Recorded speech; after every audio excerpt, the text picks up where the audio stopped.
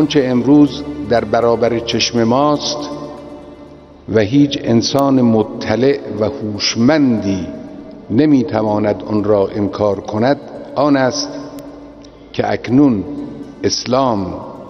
از حاشیه معادلات اجتماعی و سیاسی جهان خارج شده و در مرکز عناصر تعیین کننده حوادث عالم جایگاهی برجسته و نمایان یافته است و نگاه تازه‌ای را در عرصه زندگی و سیاست و حکومت و تحولات اجتماعی عرضه می کند و این در دنیای کنونی که پس از شکست کمونیسم و لیبرالیسم دچار خلأ عمیق فکری و نظری است پدیده‌ای مهم و پرمعنا به شمار می رود. این نخستین اثری است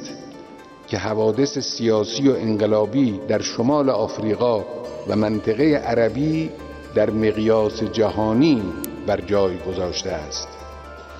و خود مبشر حقایق بزرگتری است که در آینده اتفاق خواهد افتاد.